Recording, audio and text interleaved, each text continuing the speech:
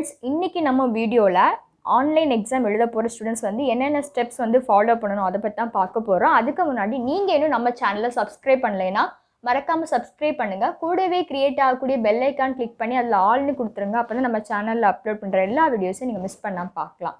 Already வந்து general instructions வந்து பார்த்துருந்தோம். அப்படி நான் ஃபைனல் எக்ஸாம் எழுத போகிறவங்களுக்கு என்னென்ன இன்ஸ்ட்ரக்ஷன்ஸ் வந்து ஃபாலோ பண்ணணும் அப்படின்னு பார்த்துருந்தோம்.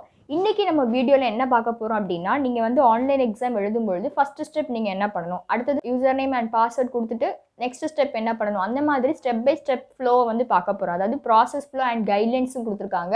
அதை தான் வந்து டீட்டெயிலாக பார்க்க போகிறோம். ஸோ ஒவ்வொரு ஸ்டெப்புமே வந்து உங்களுக்கு இம்பார்ட்டன்ட். ஸோ ஸ்கிப் பண்ணாமல் பாருங்கள். ஸோ ஃபஸ்ட்டு ஸ்டெப் உங்களுக்கு என்ன கொடுத்துருக்காங்கன்னா, check your computer compatibility for appearing இந்த examinations using the below links. இல்லை நீங்கள் என்ன செக் பண்ணணும்னா, உங்களுக்கு கேமரா அண்ட் மைக்ரோஃபோன் இது ரெண்டுமே வந்து கரெக்டாக ஒர்க் ஆகுதா அப்படிங்கிறத செக் பண்ணதுக்கான 3 லிங்க் கொடுத்துருக்காங்க. ஸோ ஃபஸ்ட்டு 2 லிங்க்ஸ் பார்த்தீங்கன்னா கேமரா வந்து செக் பண்ணுறதுக்கு. ஸோ அதில் ஃபஸ்ட்டு வெப்சைட்டோட நேம் என்ன கொடுத்துருக்காங்கன்னா, webcam-myexamination.com.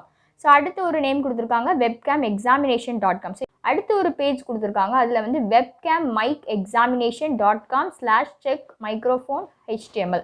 ஸோ இதுலேயும் வந்து நீங்கள் போய் வந்து உங்கள் மைக்ரோஃபோன் வந்து கரெக்டாக வந்து ஒர்க் ஆகுதா அப்படின்னு பார்த்துக்கலாம்.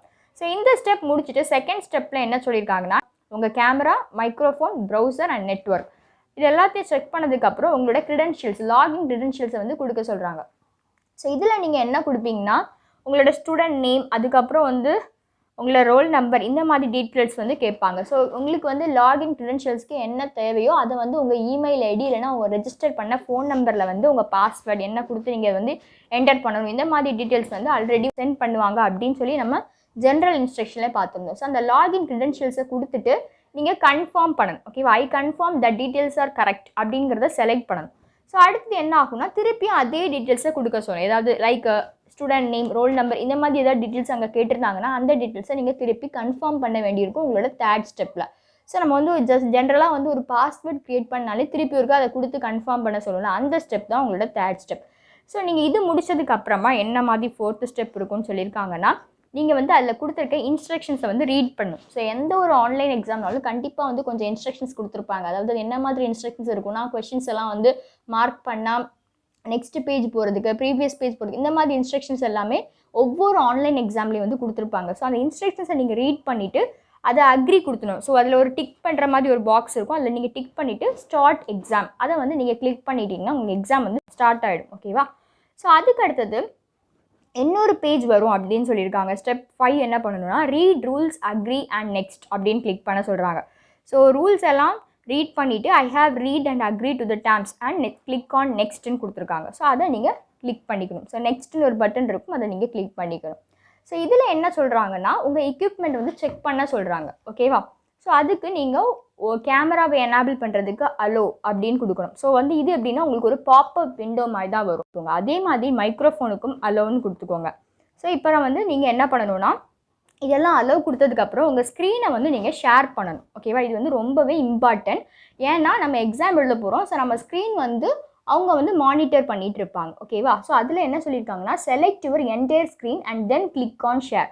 ஸோ நம்ம ஸ்க்ரீனை வந்து முழுமையாக செலக்ட் பண்ணிவிட்டு ஷேர் அப்படிங்கிற ஒரு ஆப்ஷனை கிளிக் பண்ணணுமா. அதை கொடுத்ததுக்கப்புறமா நமக்கு வந்து ஸ்க்ரீனும் வந்து ஷேர் பண்ணுறதுக்கு நம்ம அலோவ் பண்ணுறோம். ஸோ நம்ம மைக்ரோஃபோன், அதுக்கப்புறம் நம்ம கேமரா, அப்புறம் நம்ம ஸ்க்ரீன் இது எல்லாமே வந்து நம்ம ஷேர் பண்ணுற மாதிரி. ஓகேவா. ஸோ எல்லாத்துக்கும் நீங்கள் அலோவ் கொடுத்துக்கோங்க. எல்லா எக்யூப்மெண்ட்டுக்கும் நீங்கள் செக் பண்ணி முடிச்சதுக்கப்புறமா ஃபைனலாக வந்து செலக்ட்னு ஒரு ஆப்ஷன் இருக்கும், அதை நீங்கள் கிளிக் பண்ணிடுங்க. ஸோ இப்போ வந்து உங்களுக்கு என்ன ஆகும் அப்படின்னா, உங்கள் ஃபோட்டோ வந்து எடுக்க வைக்கும். ஓகேவா. ஸோ நம்ம ஆல்ரெடி சொல்லிட்டோம் ஜென்ரல் இன்ஸ்ட்ரக்ஷன்லேயே நம்ம யூசர் நேம், பாஸ்வேர்ட் இதெல்லாம் கொடுத்ததுக்கப்புறம் செகண்ட் ஸ்டெப் என்னென்னா நம்ம ஃபோட்டோ எடுக்கும். ஸோ ஃபோட்டோ எடுக்கும்பொழுது பின்னாடி வந்து வால் இருக்கிற மாதிரி பார்த்துக்கோங்க. அதாவது செவுரு நம்ம பின்னாடி இருக்கிற மாதிரி பார்த்துக்கோங்க. மேக்ஸிமம் அப்படி தான் இருக்கணும் அப்படின்னு வந்து இன்ஸ்ட்ரக்ஷன்லேயே வந்து கொடுத்துருக்காங்க. நம்ம ஃபேஸ் வந்து கிளியராக டிடெக்ட் ஆகிற மாதிரி வச்சு நம்ம என்ன பண்ணிக்கணும், இந்த கேமரா இருக்கும்ல அதை வந்து நீங்கள் கொடுத்து என்ன பண்ணிக்கோங்க, ஃபோட்டோ எடுத்துக்கோங்க. ஸோ ஃபோட்டோ எடுத்ததுக்கப்புறமா நெக்ஸ்ட்டுன்னு ஒரு பட்டன் இருக்கும், அதை கிளிக் பண்ணிக்கோங்க. ஸோ இனி அடுத்தது ஸ்டெப் 7. இப்போ வந்து உங்கள் பேஜ், கொஷின் பேஜ், அதாவது உங்கள் எக்ஸாமினேஷன் பேஜ் வந்து சி ஆகும் அப்படின்னு சொல்லியிருக்காங்க. ஸோ உங்கள் எக்ஸாம் ஸ்டார்ட் ஆன உடனே என்ன ஆகும்னா, உங்கள் ரைட் கார்னரில் வந்து ஒரு கிளாக் வந்து ஓடிட்டே இருக்கும். ஸோ அதில் வந்து எவ்வளோ டைம் வந்து ரிமைனிங் இருக்குது, இன்னும் எவ்வளோ நேரத்தில் உங்கள் எக்ஸாம் கம்ப்ளீட் ஆகும், இந்த மாதிரி டீட்டெயில்ஸ் இருக்கும். ஓகேவா. ஸோ ஸ்டெப் 8 வந்து என்ன சொல்லியிருக்காங்கன்னா, அது ஸ்டாப் ஷேரிங் ஒரு ஆப்ஷன் அதில் இருக்கும்.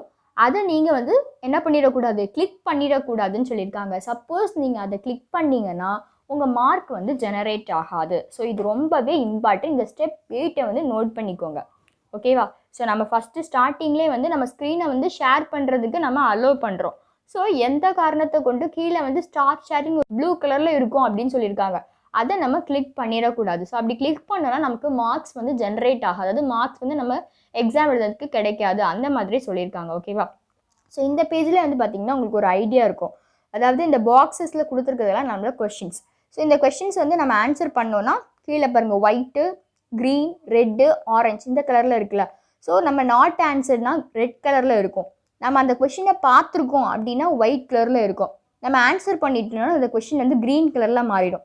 அதுக்கப்புறம் வந்து நம்ம மார்க் பண்ணோம் அந்த மாதிரி ஏதாவது இருந்துச்சுன்னா ஆரஞ்சு கலரில், அந்த மாதிரி வேரியஸ் கலர் வந்து ஒவ்வொரு கொஷினை வந்து ஆன்சர் பண்ணியிருக்குமா பண்ணலையான்னு கண்டுபிடிக்கிறதுக்காக கொடுத்துருக்காங்க.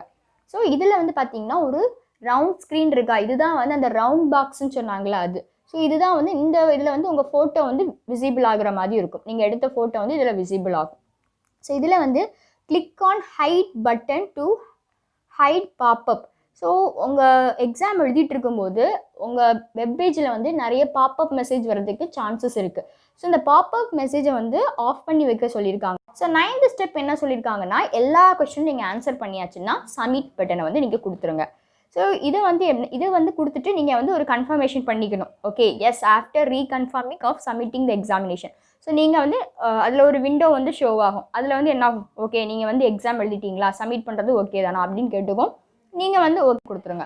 ஸோ இது இவ்வளோ செஞ்சிட்டிங்கன்னா உங்கள் எக்ஸாம் நீங்கள் எழுதி முடிச்சு கன்ஃபார்ம் பண்ணிட்டீங்க. ஸோ எப்படி நம்ம எக்ஸாம் முடிச்சோன்னா எக்ஸாமினர் கையில் நம்ம பேப்பர்ஸை வந்து ஹேண்ட் ஓவர் பண்ணுவோமோ அதே மாதிரி இங்கே நம்ம சப்மிட் கொடுத்து என்ன பண்ணிக்கிறோம், எக்ஸாமை வந்து கன்ஃபார்ம் ஓகே நான் கம்ப்ளீட் பண்ணியாச்சு சப்மிட்னு கொடுத்துருங்க. வந்து ஒவ்வொரு ஸ்டெப்புமே வந்து இம்பார்ட்டண்ட்டாக நீங்கள் கேர்ஃபுல்லாக செக் பண்ண வேண்டிய, பிகாஸ் இதில் எல்லா ப்ராசஸுமே வந்து நீங்கள் வீட்டிலேருந்து பண்ண போகிறீங்க. ஃபஸ்ட்டு எக்ஸாம் எழுதும்போது ஒரு சின்ன சின்ன டவுட்ஸ்லாம் வரும். அதை நம்ம கிளாரிஃபை பண்ணிக்கிறதுக்கு இந்த இன்ஸ்ட்ரக்ஷன்ஸை வந்து கிளியராக அண்டர்ஸ்டாண்ட் பண்ணி வச்சிட்டிங்கனாலே போதும். ஸோ ஒன்ஸ் மோர் நீங்கள் இந்த இன்ஸ்ட்ரக்ஷன்ஸை வந்து ரீட் பண்ணிங்கன்னா உங்களுக்கு வந்து ஃபுல் டீட்டெயில்ஸும் கிடைக்கும். ப்ரீவியஸ் வீடியோ அதாவது ஜென்ரல் இன்ஸ்ட்ரக்ஷன் வீடியோஸ் வந்து யாரெல்லாம் பார்க்கலையோ பார்த்துக்கோங்க. பிகாஸ் அதில் நம்ம நிறைய இன்ஸ்ட்ரக்ஷன்ஸ் பார்த்துருந்தோம். ஸோ இந்த வீடியோ பிடிச்சிருந்தா லைக் பண்ணுங்கள், உங்கள் ஃப்ரெண்ட்ஸுக்கும் மறக்காமல் ஷேர் பண்ணுங்கள். டவுட்ஸை கமெண்ட் செக்ஷன் சொல்லுங்கள். இது வரைக்கும் வெல்கம் ஜீனியஸ் சேனலுக்கு சப்ஸ்கிரைப் பண்ணாதவங்க மறக்காமல் சப்ஸ்கிரைப் பண்ணுங்கள். தேங்க்யூ.